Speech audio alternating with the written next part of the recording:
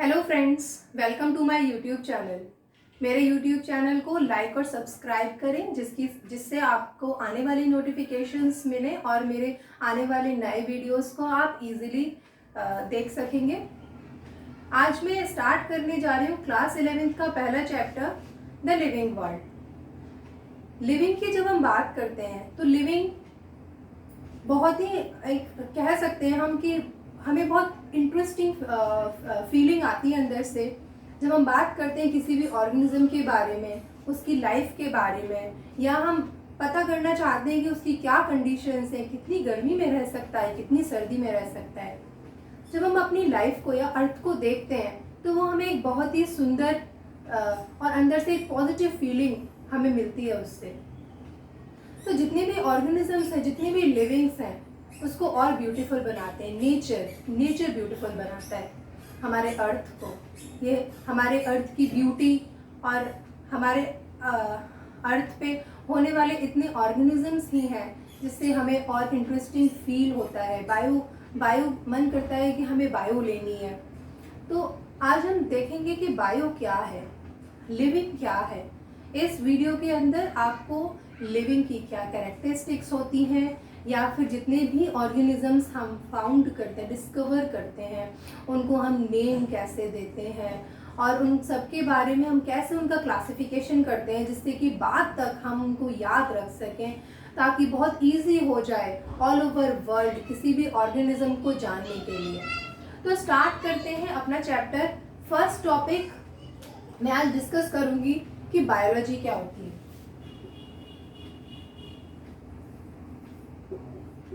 What is biology? Biology, we can say it is a story of life.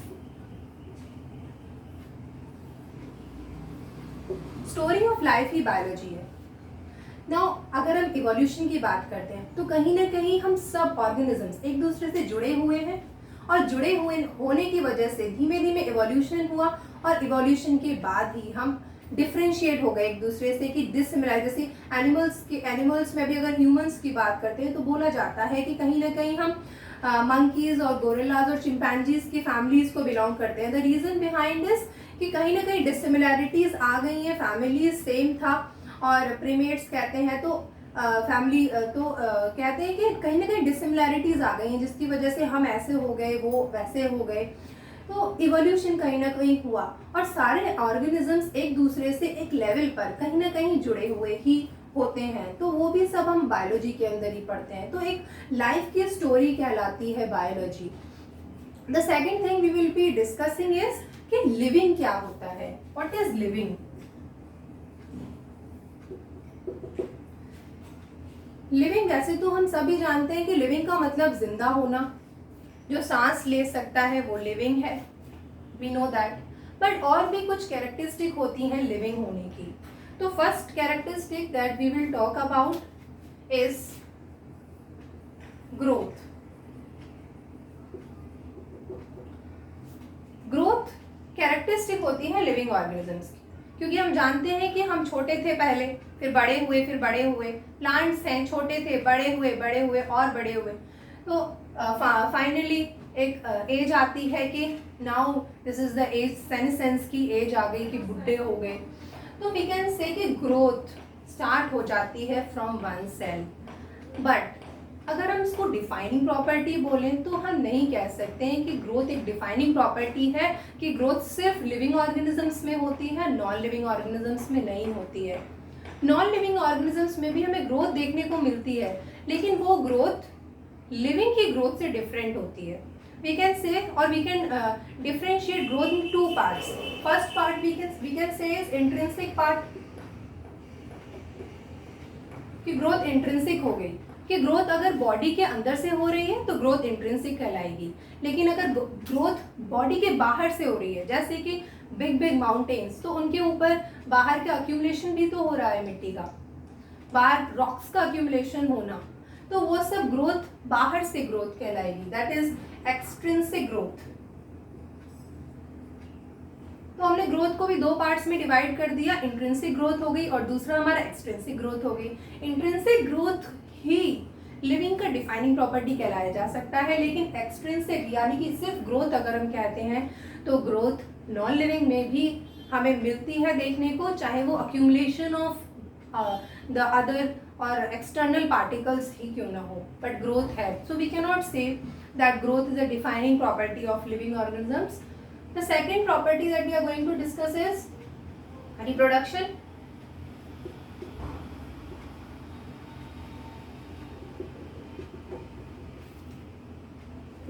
Means no doubtly हम कह सकते हैं कि reproduction तो लिविंग ही करते हैं, नॉन लिविंग तो रिप्रोडक्शन करते ही नहीं है. फाइनल है, इसमें तो कोई दूसरा ऑप्शन है ही नहीं. बट इफ आई से कि reproduction does not happen in few living organisms also. Like first example I would give you like mules. If we talk about mules, now they are neither donkey nor horses. So can we say mules are, they do not reproduce? So we cannot say that these are not living. They are non-living organisms. We cannot say that. Similarly, we can give other example of worker honeybees. Worker honeybees, they are also living, but they cannot reproduce. In the same way, if we talk about infertile couples, same way we cannot say कि ये non living होते हैं. तो reproduction non living में नहीं होता, लेकिन कुछ लिविंग में भी नहीं होता. इसका मतलब ये नहीं है कि वो लिविंग नहीं है. So we can not say reproduction as a defining property of living organisms. The another property that we are going to discuss is metabolism. Metabolism, we have already studied metabolism in class 9th, 10th. तो metabolism क्या है? These are the chemical processes, the all over chemical processes which are occurring inside our body. We can say it overall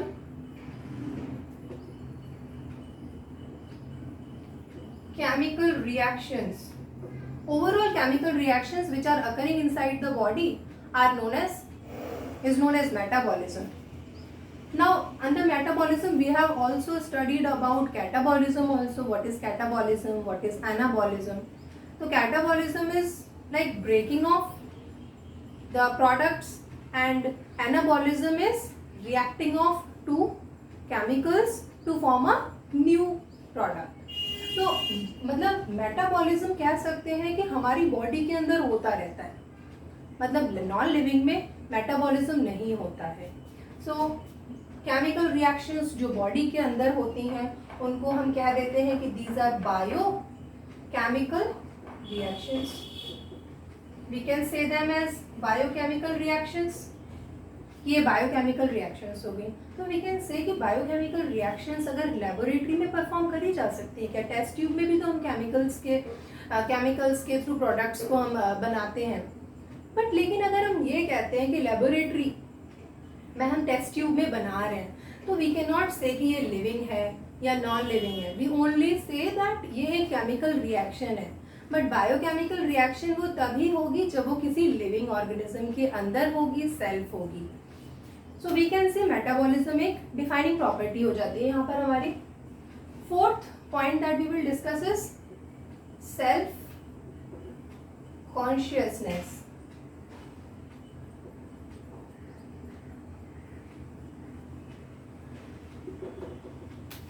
self consciousness एक defining property है, बिल्कुल defining property है, क्योंकि जितने भी लिविंग ऑर्गेनिजम्स होते हैं वो अपने आसपास के एनवायरनमेंट से बिल्कुल अवेयर रहते हैं. चाहे वो टेम्परेचर के थ्रू अवेयरनेस हो, चाहे वो लाइट के थ्रू अवेयरनेस हो, डार्कनेस के थ्रू अवेयरनेस हो, चाहे वो बाहर रेन हो रही हो तो भी हमें पता लग जाता है. ऐसे ही प्लांट्स भी होते हैं, प्लांट्स भी अवेयर होते हैं कि फोटो पीरियडिज्म हमने पढ़ा था. व्हाट इज़ फोटो पीरियडिज्म, कि लाइट का कितना टाइम है, उनको उसके बारे में भी अवेयरनेस होता है. फोटो पीरियडिज्म के बारे में उसके अकॉर्डिंग वो फ्लावर करते हैं, उसके अकॉर्डिंग ही वो काफ़ी सीडिंग वगैरह होती है उनके अंदर, ब्रीडिंग सीजन्स उनके जो है वो अपना करते हैं कि क्या ब्रीडिंग सीजन होगा. In the same way animals, चलो ह्यूमंस को छोड़ के हम बाकी एनिमल्स को अगर देखें तो they are very much aware about the environment. कि कब हाइबरनेशन का टाइम आ गया हमारा, कब बाहर कोल्ड है या वार्म है। होम्योस्टेसिस कर सकते हैं हम, अपने बॉडी के टेम्परेचर को रेगुलेट कर सकते हैं हम। तो ये सब सेल्फ कॉन्शियसनेस में ही होगा। इन द सेम वे अगर हम मैन की बात करते हैं, ह्यूमन बींग्स की बात करते हैं, तो सेल्फ कॉन्शियसनेस में ह्यूमन बींग सबसे ऊपर आते हैं। क्यों? क्योंकि हम अवेयर होते हैं कि हम 2-3 दिन बाद का या अपने फ्यूचर की प्लानिंग्स करते हैं, अवेयर होते हैं। हम जितनी भी कंडीशंस होती हैं उनको प्रिडिक्ट करते हैं कि ऐसा हो सकता है, ऐसा होने वाला है, या फिर हमारे अंदर इमोशंस होते हैं ऐसा हुआ, तो we are very much conscious. तो वी कैन से कि सेल्फ कॉन्शियसनेस जो होगी, कॉन्शियसनेस या सेल्फ कॉन्शियसनेस, ये नॉन लिविंग थिंग्स में नहीं होगी, it will be only found in the living organisms. So we can say that this is also a defining property of living organism. The fifth part is cell organization. अब cell organization क्या है? We know that cell is a basic unit of life. Basic unit of life is cell.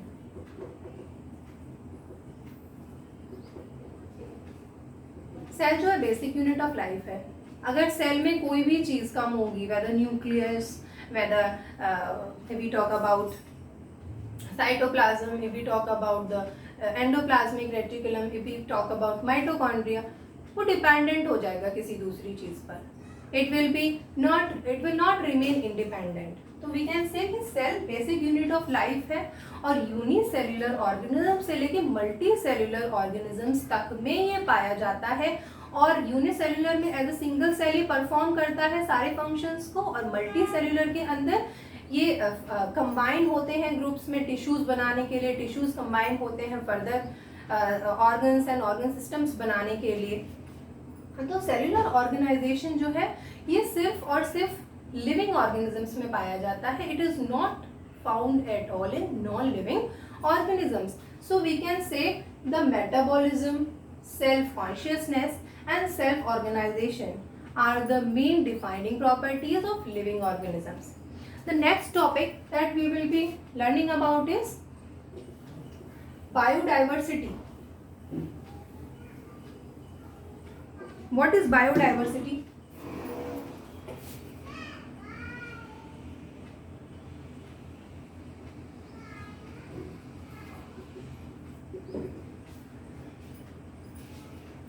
What is biodiversity is कि जितने भी living organisms हैं, बहुत सारे living organisms हैं, कहीं ना कहीं उनमें डिससिमिलैरिटीज होने की वजह से वो इतने सारे हो गए हैं कि हमें उनको अलग अलग पहचानना होता है।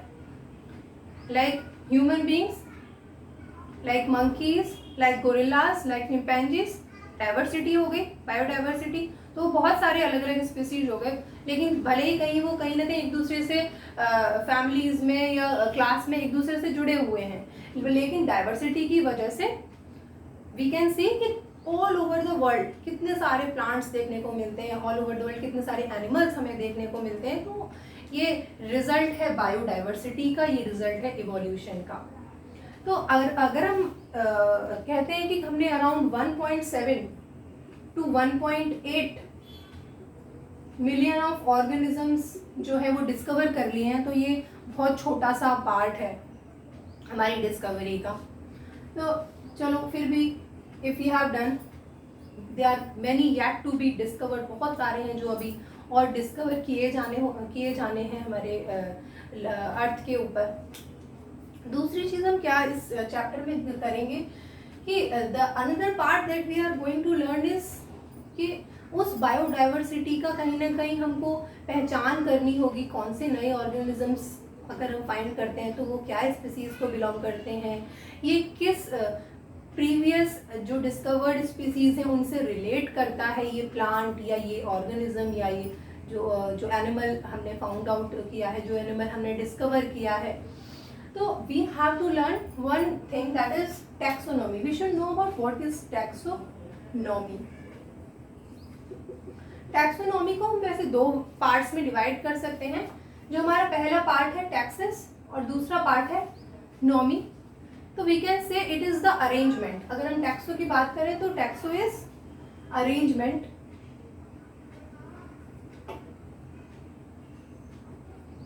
And nomy is law.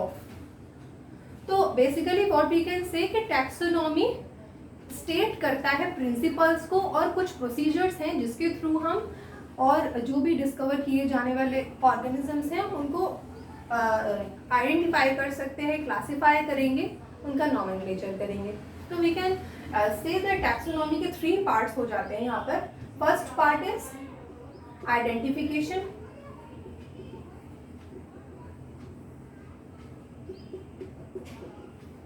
Now in identification what we have to do, जो भी हमने नया स्पीसीज डिस्कवर किया उस स्पीसीज में क्या सिमिलैरिटीज थी, उस स्पीसीज में क्या डिसिमिलैरिटीज हैं, जो भी प्रीवियसली उसके जैसा देखा गया स्पीसीज है उससे हमें आइडेंटिफिकेशन में वो करना होता है। दूसरा पार्ट है नॉमेनक्लेचर। एक बार अगर हमने पता कर लिया कि this species is related to that और ये उसकी फैमिली को या उसकी क्लास को इस लेवल तक जो है वो इसको रिलेट करता है, वहाँ तक ये सिमिलर है, तो उसके बाद हमें उसका नॉमेनक्लेचर करना होता है। The third point is nomenclature करने के बाद, nomenclature is basically naming, and इस थर्ड पॉइंट में हम करेंगे क्लासिफिकेशन। क्लासिफिकेशन में हमें करना है कि ये कौन सी फाइलम में जाना है, किस किंगडम में हम इसको प्लेस करें, किस ऑर्डर में प्लेस करें, किस जीनस किस स्पीसीज का है ये, तो दैट इज क्लासिफिकेशन। तो अभी टैक्सोनॉमी में हमने क्या किया कि आइडेंटिफिकेशन किया, नॉमेनक्लेचर किया और क्लासिफिकेशन किया। तो एक बार जब आइडेंटिफाई हो गया उसके बाद सेकंड पार्ट जो हम पढ़ने जा रहे हैं यहाँ पर वो है नॉमेनक्लेचर, यानी कि हमें नेमिंग करनी है उस पर्टिकुलर ऑर्गेनिज्म की, हमें नेमिंग करनी होगी यहाँ पर जो भी हमने डिस्कवर किया है। तो नॉमेनक्लेचर जो है हमारे इस नॉमेनक्लेचर को कहते हैं बायनोमियल नॉमेनक्लेचर। अब what is binomial nomenclature? Binomial, bi का मतलब हम सब जानते हैं 2 एंड दिस मीन्स ग्रुप्स, यानी कि जो नेम हमने 2 ग्रुप में दिया हुआ है वो कहलाएगा बायनोमियल नॉमेनक्लेचर। तो जितने भी नेमिंग होगी हमारी, चाहे वो प्लांट्स होते हैं चाहे वो एनिमल्स होंगे, उनको हम 2 ग्रुप्स में नेम देंगे और उनके नेम्स को बायनोमियल नेम्स बोलेंगे, बायनोमियल नॉमेनक्लेचर होगा। इसके फाउंडर हैं हमारे कैरोलस लिनस।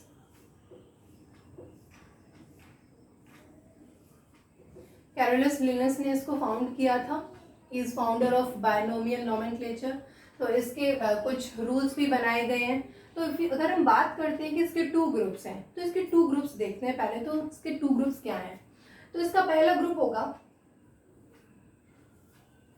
जेनेरिक पार्ट, यानी कि जीनस का पार्ट, जो नेमिंग हम कर रहे हैं उसका। दूसरा पार्ट होगा स्पेसिफिक पार्ट, यानी कि स्पीसीज, यानी कि जो नाम होगा, हम जो नेमिंग करने जा रहे हैं, जो नेम हम उस नए ऑर्गेनिज्म को देने जा रहे हैं, उसका पहला पार्ट जेनेरिक पार्ट होना चाहिए, दूसरा पार्ट उसका स्पीसीज पार्ट होना चाहिए। तो ये 2 ग्रुप्स जो है वो मिलकर बनाएंगे एक बायनोमियल नेम। तो लेट्स टेक कि जो हमारा फर्स्ट हम बात करते हैं 2 हमारे 2 जो है प्रिंसिपल्स हैं बनाए गए हैं। एक है ICBN और दूसरा है ICZN। ICBN botanical nomenclature, International Code for Botanical Nomenclature, and ICZN का फुल फॉर्म है International Code for Zoological Nomenclature. This is meant for plants and this is meant for animals. This is meant for plants and this is for animals. जितने भी plants discover किए गए उनका naming ICBN के according होगी और जितने भी एनिमल्स हमने डिस्कवर किए हैं उनका नेमिंग ICZN के अकॉर्डिंग होगी। Now what are the rules? क्या रूल्स हैं? मैं आपको एग्जांपल्स के साथ बताती हूँ कि इसमें क्या रूल्स फॉलो किए गए हैं। तो let's take first example for plants. Let's take an example of potato. Solanum tuberosum, and I have underlined it.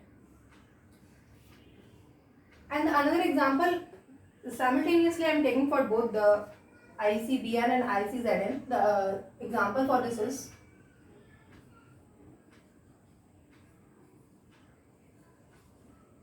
Panthera leo.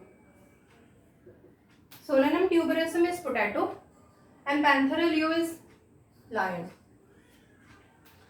Now we already discussed about binomial nomenclature. Binomial means it should have two parts. यानी कि whether they are plants or whether they are animals, they should have two parts. Means binomial nomenclature is that naming should have a first part and the second part. It can be made के मतलब हमेशा दो part इसमें ज़रूरी होते हैं. पहला part हो गया जेनेरिक पार्ट हो गया, जीनस हो गया. दूसरा पार्ट है स्पेसिफिक पार्ट यानी कि ये स्पीसीज हो गया. In the same way animals में भी पहला पार्ट जीनस पार्ट हो गया और दूसरा पार्ट स्पीसीज पार्ट हो गया. तो अब रूल्स की अगर हम बात करते हैं तो हमेशा जितने भी ये नाम होते हैं ज़्यादातर लैटिन भाषा में होते हैं. और लैटिन भाषा में अगर हम इनको टाइप करते हैं तो आपको इनको इटैलिक्स में लिखना होता है. When we type them, they are always written in italics. लेकिन अगर हम इनको हैंड से लिख रहे हैं, अपने हाथ से लिख रहे हैं, तो जैसा रेगुलर राइटिंग है लिखने के बाद हम उनको सेपरेटली अंडरलाइन करेंगे. चाहे वो प्लांट्स हो या एनिमल्स हो, we have to underline them separately.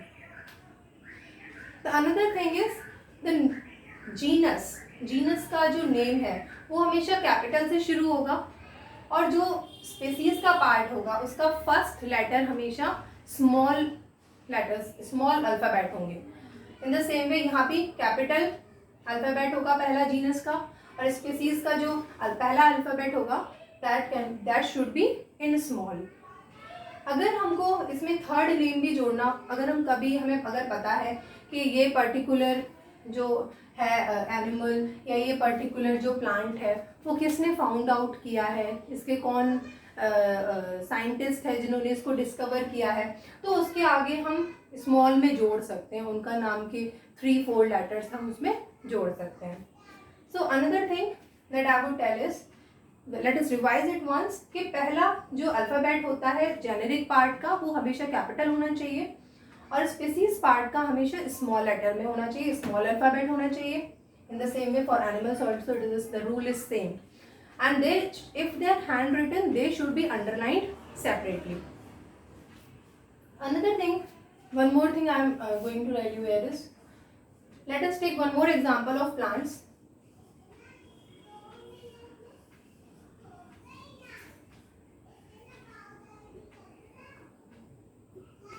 Mangifera indica, it is for mango.